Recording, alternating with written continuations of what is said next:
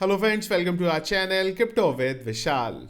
नया दिन और एक और क्रैश हमें क्रिप्टो करेंसी मार्केट पे देखने को मिल रहा है। बिटकॉइन फिलहाल बहुत क्रिटिकल जगह पे चल रहा है, क्योंकि यहाँ पे अगर हमें सही तरीके से क्लोजिंग नहीं मिलती तो और ज़्यादा क्रैश हमें बिटकॉइन में देखने को मिल सकता है। और जिस हिसाब से बिटकॉइन गिर रहा है, बिटकॉइन की डोमिनेंस बढ़ रही है, ऑल्ट कॉइन्स लिटरली यहाँ पे ब्लीड करते हुए हमें देखने को मिल रहे हैं। क्या करंटली मार्केट में चल रहा है, बियर धन को लेके कई सारे लोगों के दिमाग में क्वेश्चन है, तो इस चीज़ के बारे में आज के वीडियो में बात करेंगे। सबसे पहले क्या हाल है उसके लिए चलते हैं क्रिप्टो एनालिस्ट पे। मार्केट कैप 3.6% डाउन, वॉल्यूम की बात करेंगे 53.5% अप है। इनफ्लो के बड़े डेटा देखने को मिले हैं। रात 12 बजे से अब तक दो इनफ्लो के डेटा आए हैं। 2077 BTC के, कल के दिन एक इनफ्लो का डेटा आया था 2283 BTC का। फियर एंड ग्रीननेस बहुत टाइम बाद 21 के लेवल पे हमें आता हुआ देखने को मिला है। एक्सट्रीम फियर का लेवल हमें यहाँ पे देखने को मिल रहा है। पिछले एक घंटे के सेंटीमेंट्स की बात करेंगे तो वो है यहाँ पे सेल की तरफ, और ये है वो पिक्चर जो एक्चुअल में काफ़ी ज़्यादा यहाँ पे डरा रही है। BTC 3.1% डाउन, इथीरियम 5.31% डाउन है। सोलाना की बात करेंगे, वो क्रैश होके 161 के लेवल पे आ गया हुआ है करंटली, और भी नीचे 155-54 तक गया था। BNB की बात करेंगे 957 पे आ गई है। XRP 2.28 पे आ गया हुआ है। जितने प्रोजेक्ट हैं, डॉज की बात करेंगे 0.16 पे, एडा 0.54 पे, सारे के सारे हमें यहाँ पे बहुत ज़्यादा क्रैश होते हुए देखने को मिल रहे हैं। ETF पॉइंट ऑफ व्यू से बात करेंगे, लगातार जो सेल है वो बरकरार है। और अगर आप 3 तारीख का डेटा देखेंगे तो सिर्फ और सिर्फ ब्लैक रॉक की तरफ से हमें नंबर देखने को मिला, बाकी कहीं से कुछ हुआ ही नहीं है। इसके अलावा अगर हम लोग इथीरियम ETF की बात करेंगे, वहाँ भी सेम टू सेम पिक्चर है जो बिटकॉइन ETF की पिक्चर थी। वहाँ पे भी हमें सेलिंग होती हुई देखने को मिली है। सोलाना ETF में लगातार हमें यहाँ पे बाइंग देखने को मिली है। बिटवाइज की तरफ से बड़ी बाइंग लगातार यहाँ पे बरकरार है। लिक्विडेशन की बात करें, एक टाइम था जब $1 बिलियन का लिक्विडेशन बोलते हुए लगता था जितना बड़ा लिक्विडेशन हुआ, और अब $1 बिलियन का लिक्विडेशन बहुत आसान हो गया है। पिछले 24 घंटे के अंदर 3,30,000 से ज़्यादा ट्रेडर लिक्विडेट हुए हैं। 1.33 बिलियन का लिक्विडेशन हुआ है। तो इसका मतलब ये है कि करीब करीब $5 बिलियन से एक्चुअल का लिक्विडेशन यहाँ पे हो गया है, क्योंकि ये एग्जैक्ट डेटा नहीं होता, APIs के थ्रू पुल होता है, तो इसमें काफ़ी ज़्यादा डिफरेंस होता है नॉर्मली। इसके अलावा अगर हम लोग यहाँ पे लिक्विडेशन की बात करेंगे तो आप देखोगे हर दूसरे दिन ही हमें यहाँ पे बिलियंस डॉलर से ऊपर के लिक्विडेशन देखने को मिल रहे हैं। ये है वो पिक्चर जहाँ पे बिटकॉइन, जो हमारा एक इम्पॉर्टेंट जोन था जिसके बारे में हमने बहुत बार बात करी है, वो हमारा ये था 1,05,000 वाला।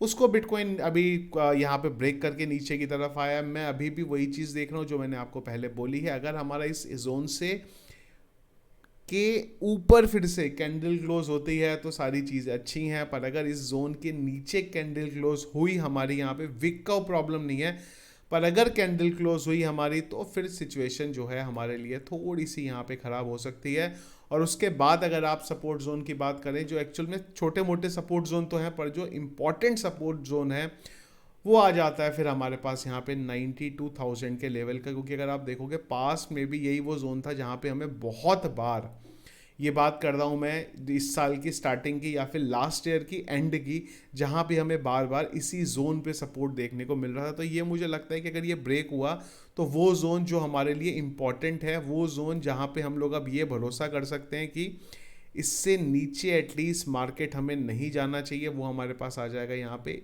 92,000 का जोन। पर उसके लिए सबसे इम्पॉर्टेंट चीज़ है कि कैंडल क्लोज जो है हमारी, वो एक बार इसके नीचे हो, तब हम लोग उस जोन की तरफ यहाँ पे जाएंगे।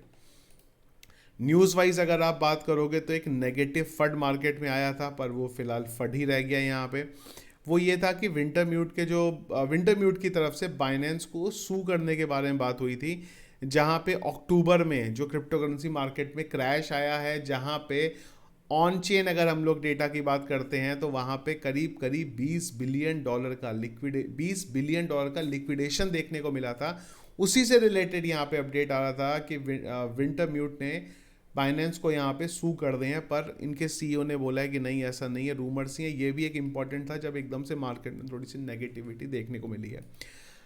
अब बात करते हैं नवंबर के महीने की। नवंबर का महीना क्रिप्टो करेंसी मार्केट में बहुत ज़्यादा क्रिटिकल है। अगर आप यहाँ पे देखोगे एवरेज वाइज तो नवंबर के महीने में ही हमें सबसे ज़्यादा रिटर्न देखने को मिलता है ओवरऑल क्रिप्टो करेंसी मार्केट में। और नवंबर की जो स्टार्टिंग है वो बहुत ज़्यादा यहाँ पे ख़राब हुई है। तो वाकई में क्या अब ये मान लेना चाहिए क्रिप्टो करेंसी मार्केट ख़त्म हो गया है और अब यहाँ पे कुछ नहीं होने वाला है? तो देखो, दो तीन चीज़ें हैं, मैं क्लियर कर दूं। पहले कई लोगों के क्वेश्चंस ये भी आ जाते हैं कि यार आपको तो मार्केट के बारे में अच्छा ही बोलना है, आप ख़राब तो बोलोगे नहीं। तो देखो, पहली चीज़, आपके यूट्यूब पे वीडियोस देखने से मुझे कुछ नहीं मिलता।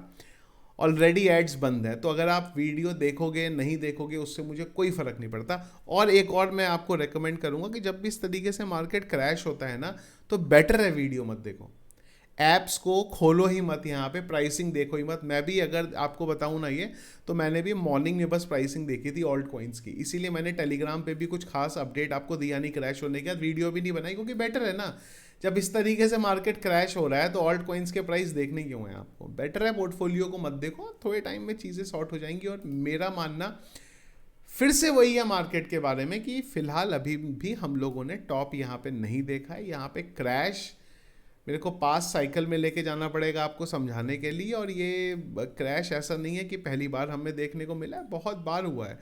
सेम कहानी अगर आप देखोगे, ये सेम टू सेम चीज़ 2021 में भी हुई थी।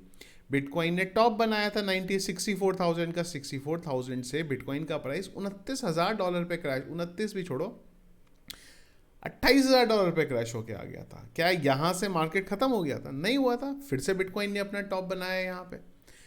अब इस चीज़ में आप ये ज़रूर बोल सकते हो कि यार बिटकॉइन तो टॉप बना लेगा, पर ऑल्ट्स का क्या होगा? क्योंकि बिटकॉइन को टॉप बनाने के लिए क्या करना है? बिटकॉइन को तो जहाँ पे चल रहा है वहाँ से टॉप बनाने के लिए कुछ ज़्यादा थोड़ी है, बस 20-21% का बम्प करना है, नया टॉप बन जाएगा यहाँ पे।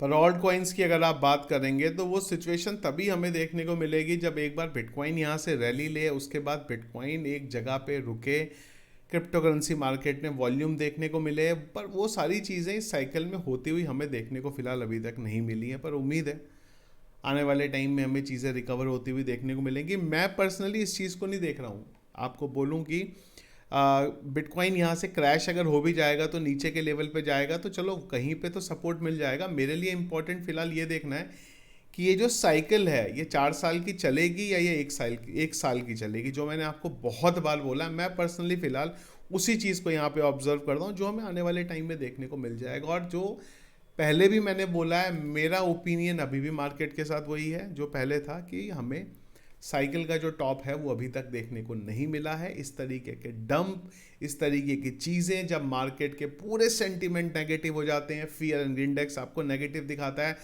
आपके दिमाग में एक चीज़ आ जाती है, नहीं सब कुछ खत्म हो गया है और क्रिप्टो करेंसी मार्केट में अब कुछ नहीं होने वाला। और जहाँ से आपकी होप खत्म हो जाती है ना, जब सारे लोगों को लगता है कि यार आप चीज़ें ख़त्म होने वाली, और सारे लोग जब उस चीज़ की ट्रेड को यहाँ पे शॉर्ट खोल देंगे ना, आपको एकदम से सारी चीज़ें बदलती हुई देखने को मिल जाएंगी। ऐसा नहीं है कि ये पहली बार होगा।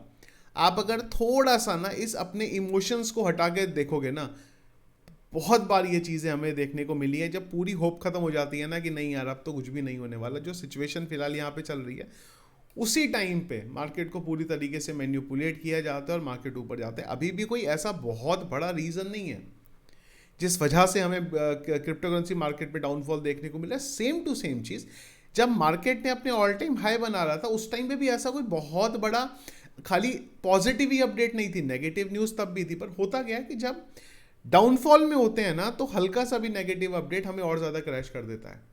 और जब हम ऊपर की तरफ जा रहे होते हैं ना, तो हल्का भी एक पॉजिटिव अपडेट आता है, उससे ही मार्केट ऊपर की तरफ जाने लग जाता है। यही रूल, यही चीज़ है।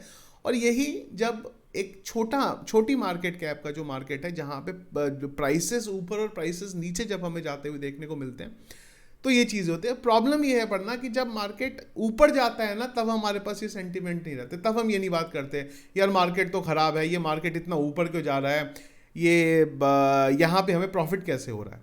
पर जब नीचे आता है ना, तब हमें ये चीज़ रियलाइज़ होती है कि यार ये मार्केट तो बहुत ज़्यादा ख़राब है, डंप इतने ज़्यादा होते हैं। ऐसा नहीं है कि ऑल्ट्स पंप नहीं हुए हैं, वो बात अलग है कि आपने या मैंने वो ऑल्ट कॉइन्स को पकड़ा नहीं है, पर ऐसा नहीं है कि ऑल्ट्स पंप नहीं हुए, ऑल्ट्स पंप हुए हैं, सारे के सारे नहीं हुए, पर चीज़ें पंप हुई हैं यहाँ पे। तो जब चीज़ें नीचे जाती हैं तो हमें ख़राब लगता है, पर जब ऊपर जाता है तो हम इस चीज़ के बारे में सोचते हैं अरे अब तो बहुत बढ़िया मार्केट ऊपर की तरफ ही जा, पर तब हमारे दिमाग में सेंटीमेंट नहीं आता। और जब पूरी होप ख़त्म होती है ना, आपको ये मैं पिछले सालों से बता रहा हूँ क्रिप्टो करेंसी मार्केट में होते हुए, जब पूरी होप में आपको ये दिखेगा ना कि नहीं यार अब चीज़ें बिल्कुल ख़त्म है यहाँ पे, तब यहाँ से चीज़ें बदलती हुई देखने को मिलती है। अगेन मेरा ओपिनियन है ये, मेरा प्रोस्पेक्टिव है ये, मैं जिस हिसाब से मार्केट को देख रहा हूँ, मैं जिस हिसाब से मेरे पोर्टफोलियो को देख रहा हूँ, मैं जिस हिसाब से होल्ड किया है, मैं आपको वो बता रहा हूँ यहाँ पे। आप लोगों का ओपिनियन, आप लोगों ने किस प्राइस पे खरीदा है, आप लोगों ने कितने रिस्क के साथ खरीदा है, आपने अपना कौन सा फंड लगाया है, उस चीज़ के बेस पे चीज़ें यहाँ पे डिफर कर सकती हैं।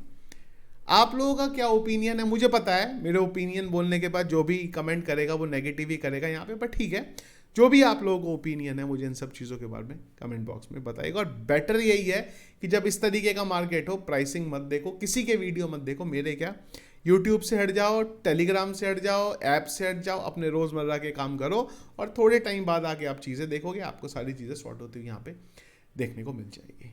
Thank you friends.